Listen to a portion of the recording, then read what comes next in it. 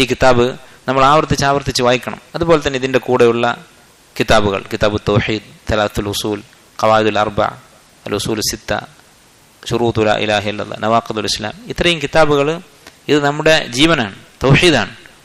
ഈ കിതാബുകൾ പഠിക്കുന്നത് അവസാനിക്കാൻ പാടില്ല. ആവർത്തിച്ച് വായിച്ചുകൊണ്ടിരിക്കണം. അതുപോലെ ഇത് പ്രചരിപ്പിക്കണം, കിട്ടുന്ന അവസരങ്ങളിലൊക്കെ പ്രചരിപ്പിക്കണം. ഇപ്പോൾ ഒരു അവസരം കിട്ടി, ഒരു നസീഹത്ത് പറയാൻ നമുക്ക് നമ്മുടെ കുടുംബത്തിൽ ആളുകൾ കൂടിയ സമയത്ത് ഒരു അവസരം കിട്ടിയെന്ന് വിചാരിക്കാം. അവിടെ മാതാപിതാക്കളോടുള്ള കടമയെക്കുറിച്ച്, ബാധ്യതകളെക്കുറിച്ചാണ് സംസാരിക്കുന്നതെന്ന് വിചാരിക്കുക. അതിൻ്റെ ഇടയിൽ തൗഹീദ് കടത്തിക്കൂട്ടാൻ നമ്മൾ ശ്രമിക്കണം.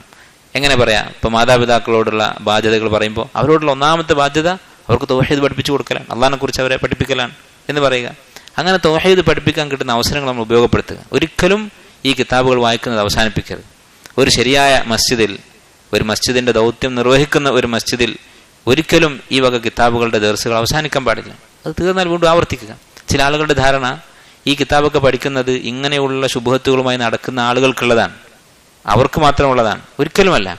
ഇത്തരം സംശയങ്ങളൊക്കെ മനസ്സിലാക്കി അതിൻ്റെ മറുപടികളൊക്കെ വായിക്കുമ്പോൾ നമ്മുടെ മനസ്സിൽ ഈമാൻ ഉറക്കും, നമ്മുടെ തൗഹീദിന് കൂടുതൽ ബലമുണ്ടാകും, നമ്മുടെ തൗഹീദ് കൂടുതൽ തെളിമയുള്ളതാകും.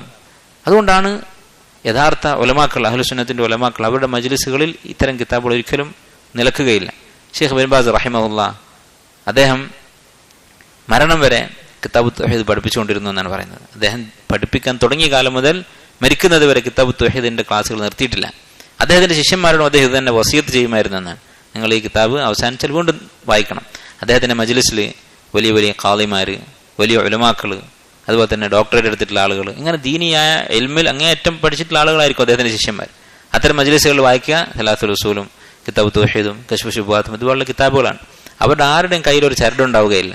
അവരുടെ ചിലപ്പോൾ പരമ്പരയിൽ നബി സല്ലല്ലാഹു അലൈഹി വസല്ലം വരെയുള്ള പരമ്പരയിൽ പോലും ശിർക്ക് ചെയ്ത ഒരാളുണ്ടാവില്ല ഷെയ്ഖിന്റെ സദസ്സിലിരിക്കുന്ന ആളുകളുടെ ഇടയിൽ.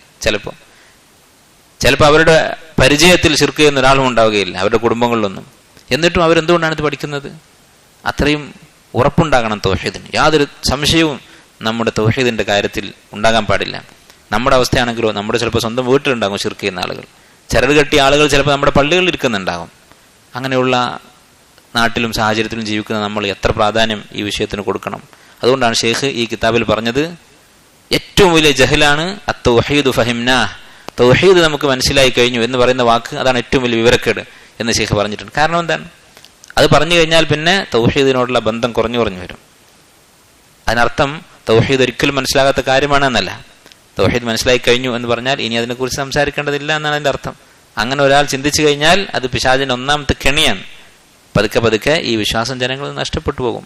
നമ്മുടെ ഇസ്സത്തിന്റെ, നമ്മുടെ എല്ലാവിധ ദുനിയവിയായ അതുപോലെ തന്നെ ഉഖ്റവിയുമായിട്ടുള്ള എല്ലാ ഖൈറിന്റെയും അടിസ്ഥാനം തൗഹീദാണ്. ഈമാൻ എന്ന് പറഞ്ഞാൽ തൗഹീദാണ്. അതുകൊണ്ട് ഈ വിഷയം നമ്മുടെ മരണം വരെ നമ്മൾ പഠിക്കേണ്ടതാണ്. അല്ലാഹു സുബ്ഹാനഹു വ തആല നമ്മെ ഏവരെയും തൗഹീദിൽ അടിയുറച്ച് ജീവിക്കാനും കലിമത്തു തൗഹീദ് പറഞ്ഞ് മരിക്കുവാനും തൗഫീഖ് നൽകി അനുഗ്രഹിക്കുമാറാകട്ടെ.